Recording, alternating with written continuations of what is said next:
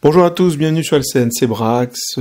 Première vidéo, petite vidéo d'introduction d'une nouvelle série qui sera la dernière de 2021 je pense, et qui va parler de l'interrégion 2021, l'interrégion donc les championnats de France de 9e âge. Donc c'est un tournoi qui a eu beaucoup de mal à se faire à cause de Covid, principalement, enfin même totalement, mais les difficultés dues à son organisation, le fait qu'il n'y ait pas eu lieu en 2020 et que finalement ça s'est fait en 2021, en décembre, etc., etc. On en discutera dans une prochaine vidéo de cette playlist, puisque j'aurai le plaisir d'interviewer l'organisateur principal, à savoir Kermit, alias Renato. Donc, le tournoi en lui-même, on est sur l'interrégion, donc c'est du 4500 points en équipe de 6, bien sûr des livres d'armée différents. On était 44 équipes, donc c'était quand même assez impressionnant. Et on a des Suisses, on a des Belges, des Luxembourgeois. En fait, on invite toujours les pays francophones, hein. Peut-être qu'un jour on aura le plaisir d'avoir une team québécoise. Bien sûr, c'est compliqué pour eux en termes de logistique. Mais voilà, donc on était donc 44 équipes.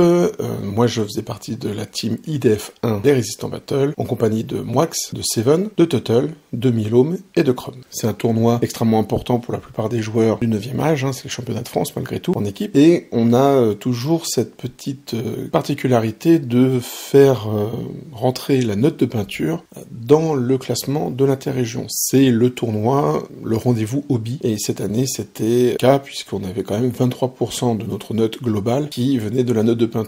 Là encore, l'organisation, on en discutera plus quand on parlera avec Renato. Dites-vous que cette année, on a vraiment eu, je dirais peut-être l'année où il y a le plus de pertinence quant à la note de peinture. Et c'est d'autant plus agréable quand c'est comme ça, quand c'est fait par des professionnels. Et ça, comme je vous l'ai dit, on en discutera. Donc le tournoi, c'était classique, hein, 3 parties le samedi, 2 le dimanche, avec des scénarios établis à l'avance. Le déploiement dépendait des tables. Le prix de peinture, évidemment, un prix de peinture par équipe. Il y avait en plus de cela le Flaming Sword, qui est tout nouveau, qui est concours de peinture qui est parallèle du tournoi, hein. C'est pas ce résultat-là, le résultat du Flaming Sword, qui influe sur le classement, c'est encore une autre note de peinture, donc mais c'était vraiment cool. Ça aussi, on en rediscutera dans une vidéo dédiée, bien sûr, avec Renato pour son interview. Je vous laisse donc avec nos listes en musique, et je vous dis à très bientôt pour de nouvelles vidéos sur l'interrégion 2021. À bientôt sur LCN, que le hobby soit avec vous.